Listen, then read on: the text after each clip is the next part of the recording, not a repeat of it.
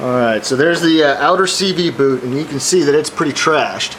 What happened was the sway bar end link came loose from up here on the knuckle, swung down, and tore up the CV boot. So we have a whole new shaft that we're going to slide in there, and we found it to be more affordable to just replace the entire shaft. The work is the same regardless whether you would just want to do a boot repair kit or replace the entire shaft. So we're going to replace the entire shaft, and we also have new sway bar end links that we are going to install as well. So let me get everything set up, and we'll start disassembly, and we'll show you how this is done. So here's our replacement parts. We actually have brand new sway bar end links. The axle shaft is actually used. It came out of a 2013 Tacoma with reportedly 23,000 miles on it. So this is still in really good shape.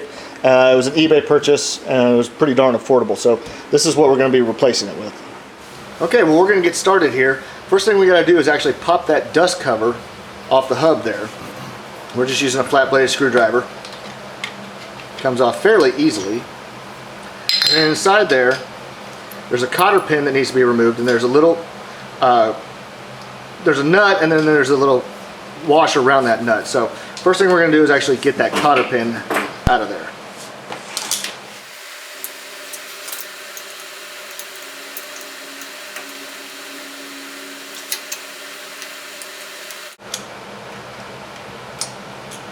So now we'll take that little cap off of there, and that nut is a 35 millimeter.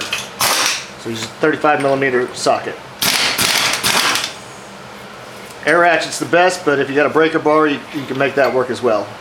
So that's off, and now we're going to actually pop that shaft through the unit bearing. All right, so as I just mentioned, we're going to pop this CV shaft, this stub shaft, through the unit bearing just a little bit, just to loosen it up at this point.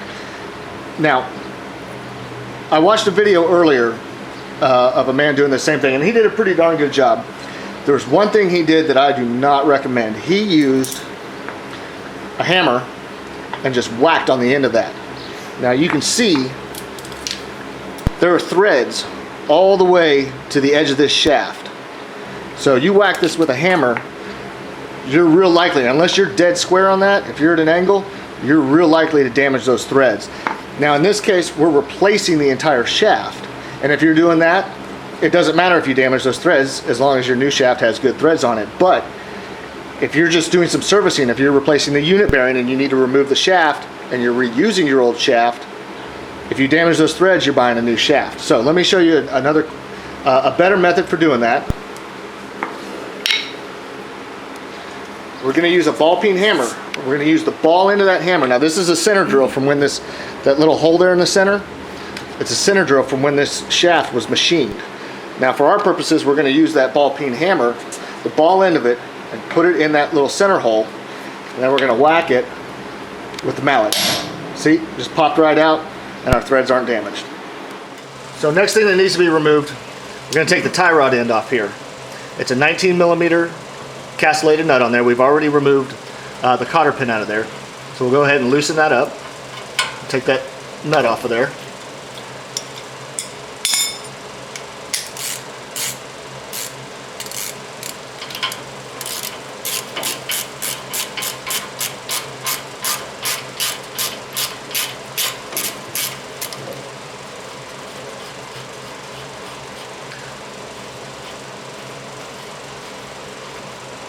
So with the nut off, we went to the auto parts store and rented an actual tie rod separator tool. So we're going to stick that on there. We're going to use that because we don't want to damage the boot.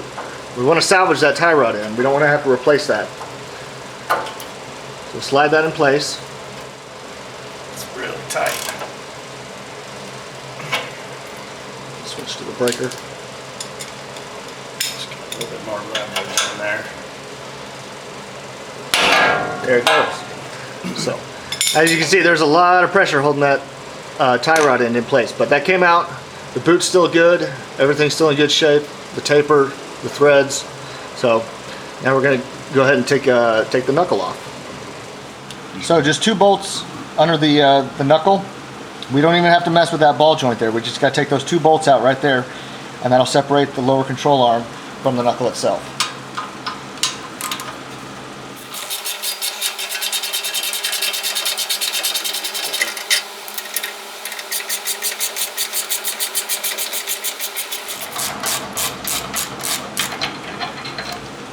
There we go, our knuckle's free. So we already popped the shaft loose earlier with the hammer. Now we're just gonna pull it. It should be loose enough to just pull out like that. Just kind of compress the shaft. There it is, free of the knuckle. So now we'll move on and we'll get on in there. We'll pop it free from the differential.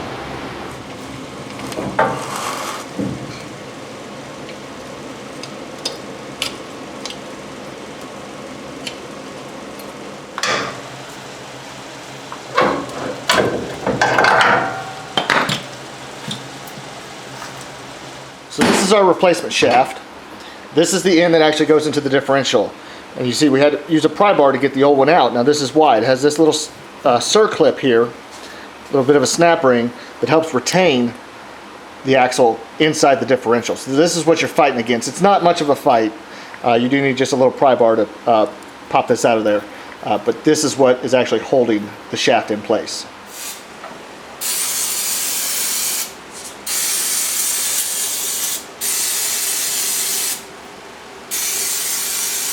Put a little pressure on that axle shaft to really get it to pop into the differential, get it past that circlip, and then pull your knuckle assembly out, and then you can slide your stub shaft back in through your unit bearing, and then we'll go in and we'll put the nut back on, and we'll tighten that down with the impact.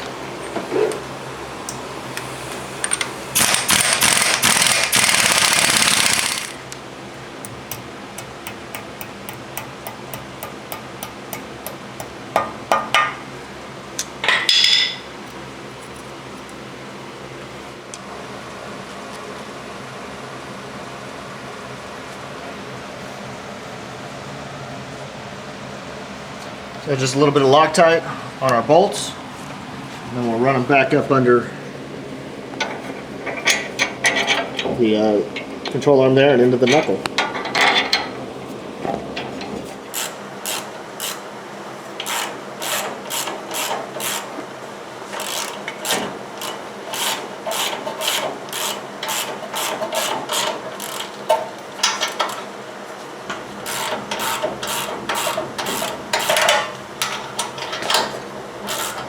Last little piece of this job, put the tie rod back in place.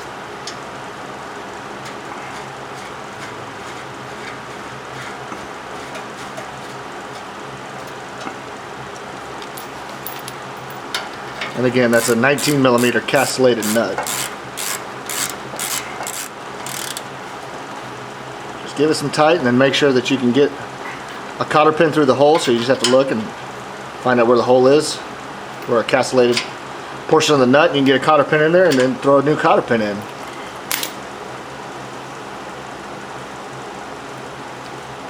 Just like that. The one we got's a little bit long, so we're going to trim it down once we get it spread apart.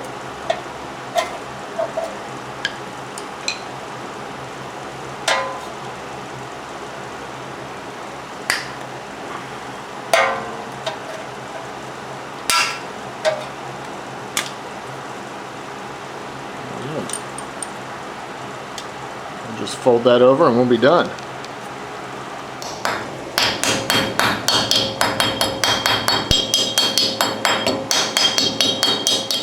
Alright, last little thing that we need to do on this project is replace these sway bar end links. So we're going to do that right now.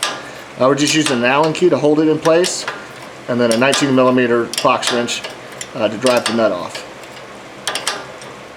So now we're loosening the end link that connects to the sway bar itself. This uses actually a 17mm wrench to remove this nut.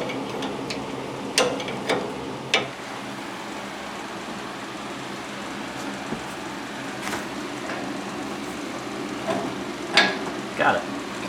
Awesome.